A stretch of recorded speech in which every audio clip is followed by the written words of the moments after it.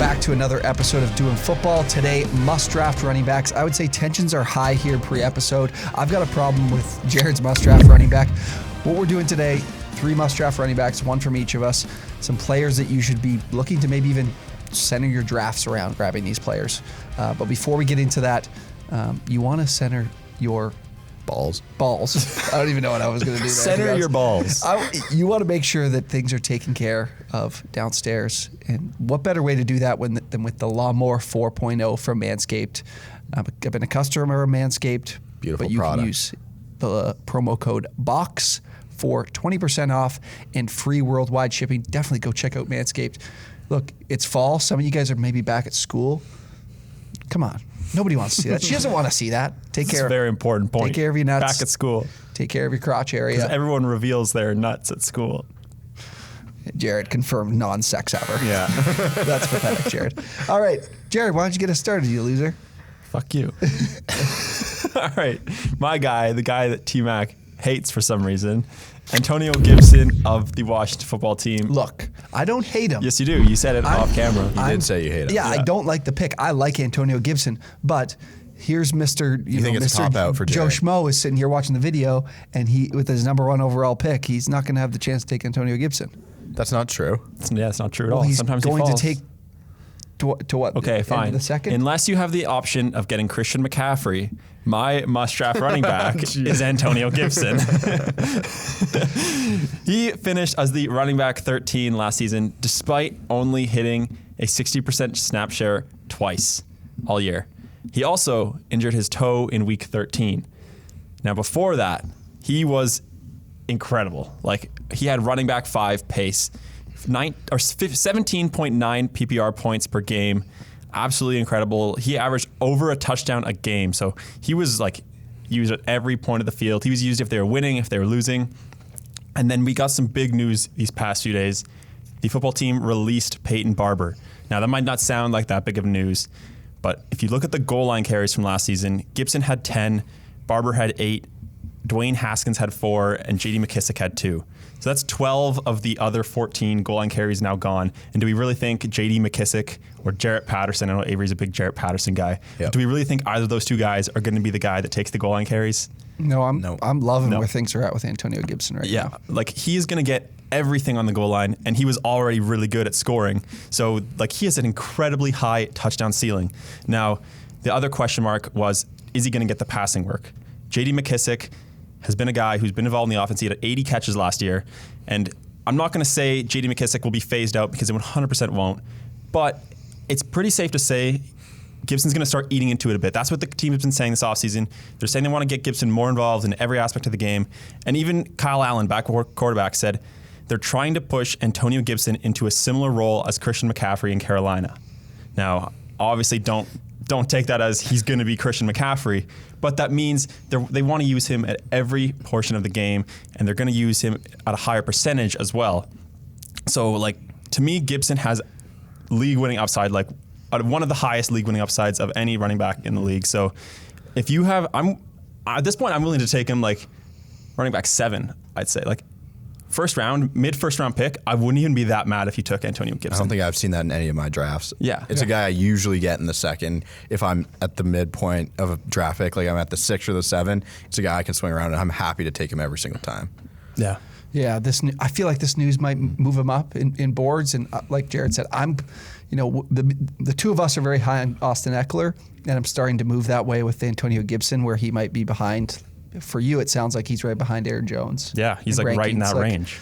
He's moving up for me. I'm definitely happy to take him if I'm drafting in the back of the first. If I'm on that 12-1 turn to start the draft. If I go Antonio Gibson and then I grab Devontae Adams, that's a great start for me. Yeah, I went Eckler, Gibson to start my draft from the 11 slot the other day. Yeah, there's another good start. Yeah. Now, obviously, it depends on where you end up with your draft slot. Like, if you have the 101, the 102, 103, you probably won't end up with Gibson. But anywhere else, like, you have a very good chance of getting him, and I'd take him. In the pass catching, he was a receiver in college too, so like he can catch the fucking football. Everyone knows he can catch. Yeah, that's what Rivera had been saying. Is that of course they know he can catch the football. He did it at Memphis. He was a wide receiver at Memphis. It's just about the pass pro work, which has really vastly improved in the offseason. That's why McKissick got his time in those obvious passing down situations, was because of his pass protection. So if Gibson has really improved in that role, then they're more than willing to get him out there in more passing opportunities. So I like Gibson this season. I think he's a guy I'll target on a lot of my teams in my drafts that are coming up this week.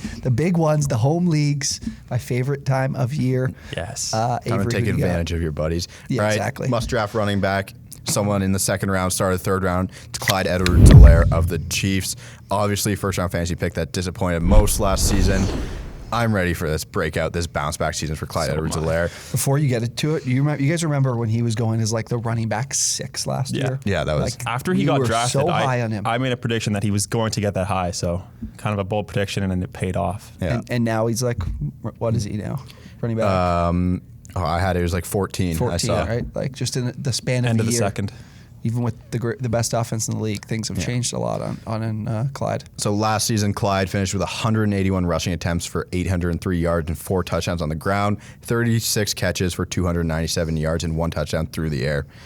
Jared wrote a nice article a couple months ago where in the article he said a major issue for Clyde was his goal line efficiency and lack of total goal line carries in 2020. He had just 9 carries inside the 5-yard line, with only one of them going for a touchdown. And this much improved offensive line should only help Clyde EdwardsDE at the goal line.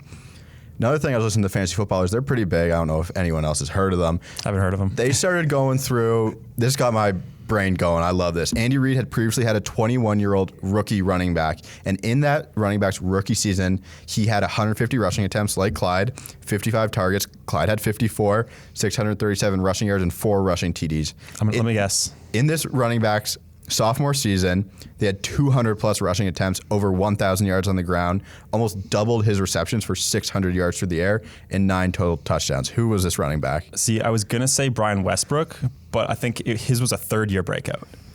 So I don't think it's Brian Westbrook anymore. But I know that Andy Reid, right? he usually doesn't have his running backs break out in their rookie season. Oh, it's back. LaShawn McCoy? Shady. Wow. Damn. LaShawn McCoy.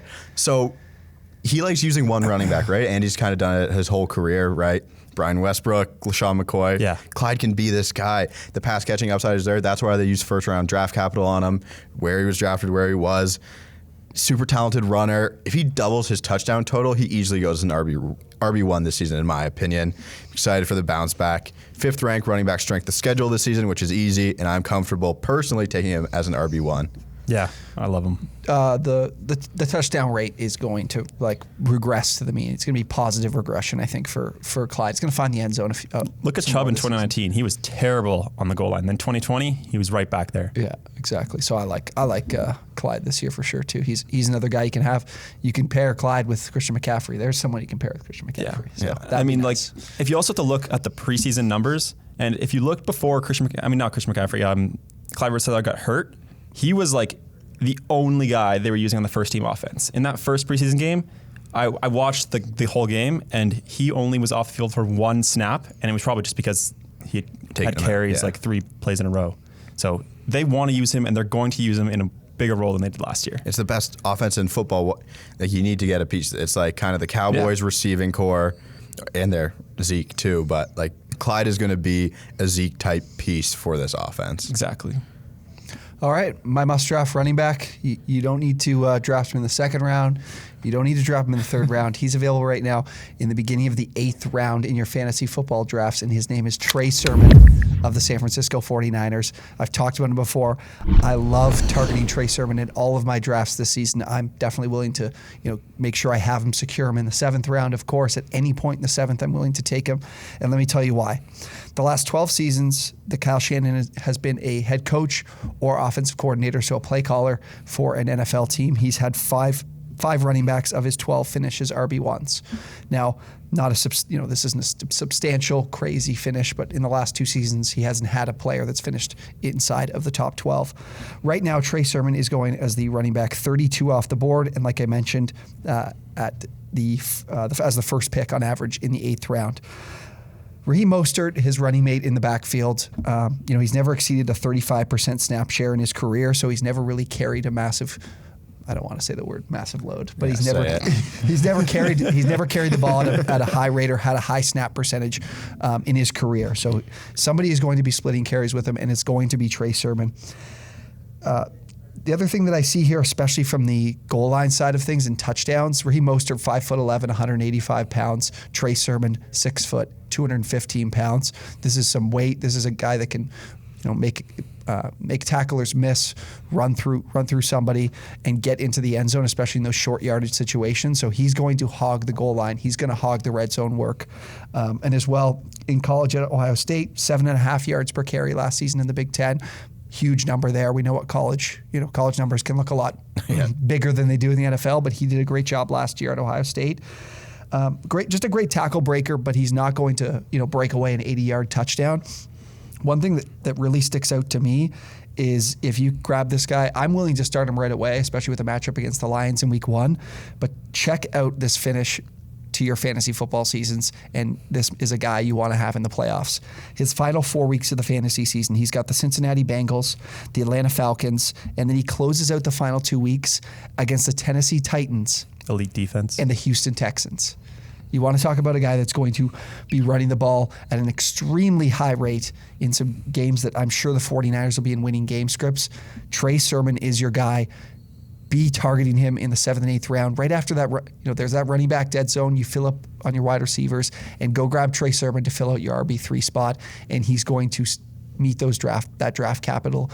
And he has a great opportunity to be a mid to high end running back 2 this season, and an outside chance to me in an offense that's known for running the football. They're going to run a Kyle shit Shanahan. ton. Yeah, that'll run it probably the most in the NFL. He could be an RB1 this season.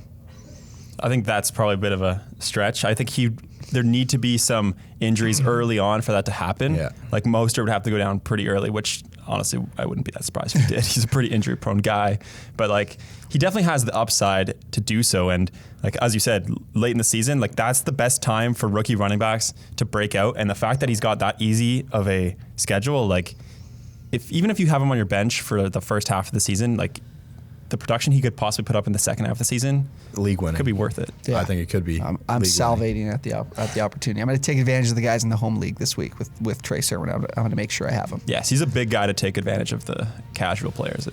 Yeah, I did he's it. Overlooked. Yeah. There you go.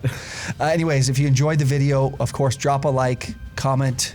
Who do you guys have? Who can't you walk away with? Can't you walk away without this season at the running back position?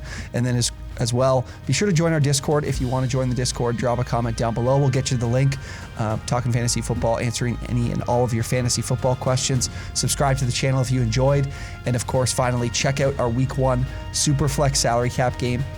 You can use promo code DREW9 and we're going to give you a $10 free entry. We've added the Superflex position.